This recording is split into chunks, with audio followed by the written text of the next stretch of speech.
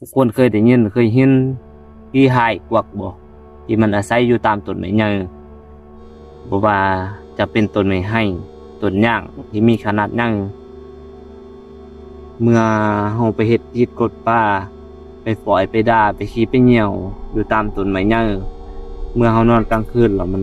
มักกวนมาลอกเฮาดอกเนาะเห็นบ่ผู้เฒ่าผู้แก่เฮิ่นหามเวลาไปป่าไปฮู้นี่บ่ให้ปล่อยบ่ให้ด่าบ่ให้ขี้ให้เหี่ยวอยู่ตามต้นไม้ใหญ่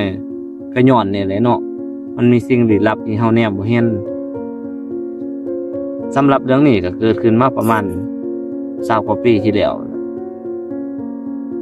เรื่องนี้ครับห้องว่าร้อนเป็นตาย้านแล้วก็ม่วนแน่นอนลุงบอกให้ฟังว่าเราได้ไปนอนให้กับเมียเราซึ่งให้บ่นั้นถ้าใช่ก็ว่ามีขี้เหี่ยนดุหายบ่มีให้กล้าไปเฮ็ดให้อยู่บ่นั้นผู้ใดก็ย้านแต่ลุงเราว่าเราบ่ย้านเราว่าช่วงนั้นก็เป็นช่วงที่เสียหญ้าให้เนาะว่าหญ้าเสียหญ้าให้เนี่ยเขากำลังเกี้ยวงามตะกี้มันมีต้นเนี่ยไม้ย่างหลายเด้หอมมีต้นไม้ย่างหลายแต่อยู่ข้างให้แล้วก็มีต้นไม้ให้ต้นบักย่าง2-3คนอุ้มจึงจอดมุมอิดไปก็เสียหญ้าให้ปกติเบิดมื้อแรงมากแล้วกินข้าวกินน้ำแล้วก็เขานอนก็บ่ได้มีเหตุการณ์นั้นตื่นตามาเสาร์มื้อที่2หลังจากกินข้าวง่ายแล้วก็ไปเสียหญ้าให้คือเก่าตกแรงมากคือเขาแล้วกำลังเขานอนก็ได้ยินเสียงไห้กวักห้องมาแต่ต้นไม้ให้ใหญ่บนอยู่ข้างให้เราเนี่ยห้องว่าเจอตรงมาตบกองไฟอยู่ทางไปตีนเนาะมันจะมีหูดังไฟบนว่ากินนึงเขาว่ากินบินเจอมาตบเบิ่งหานไฟสะเต็มแล้วก็บินขึ้นไปห้องอยู่ให้เฮิงเติบกับเจิดมาอีกหลวงหอบซ่องเจิดมาเราเบิ่งมันเห็นคือเป็นหุ่งใหญ่เลยตานี่แดงบินเจิดมาตบแล้วก็บินขึ้นไปกให้ไปห้องเพิ่นเบิ่งฟังเสียงมันตบพวกเขามานี่คืออีม่นเบิ่นนี่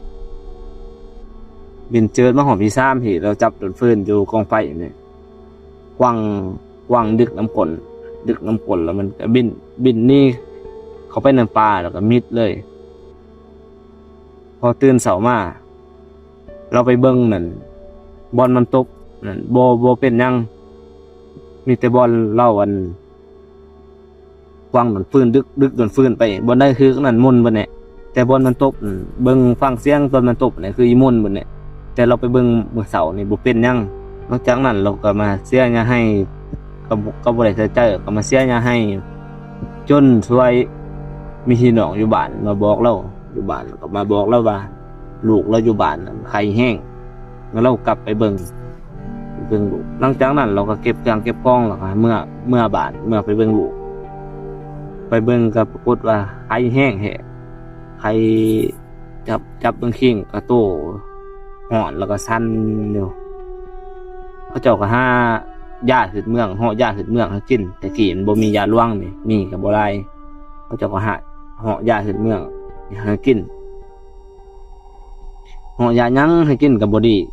กินได้ก็บ่ดีแฮงไข้ขึ้นก็เลยไปหาหมอห้ำเบิ่ง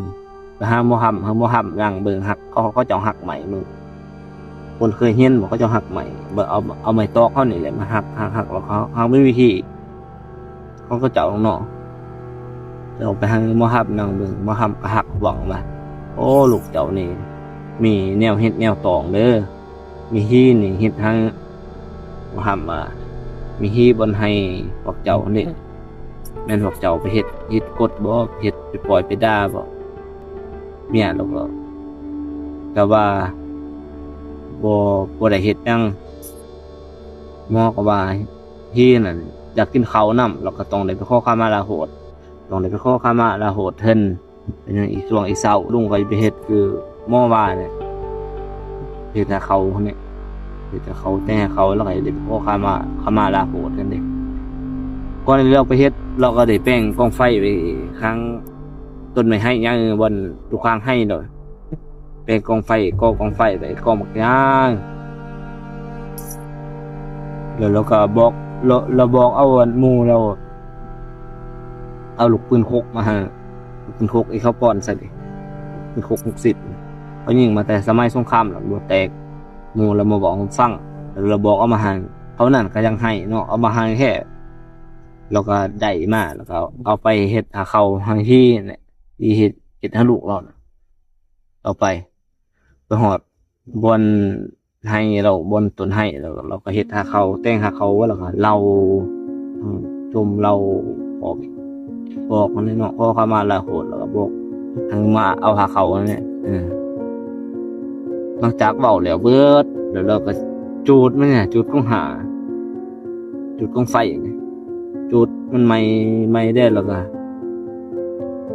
เอาอันสมมติว่าไฟไหม้อยู่ทางสีเนาะไฟมันไม่ไหม้มั่งทีแล้วก็เอาลูกเป็นคกมาว่าง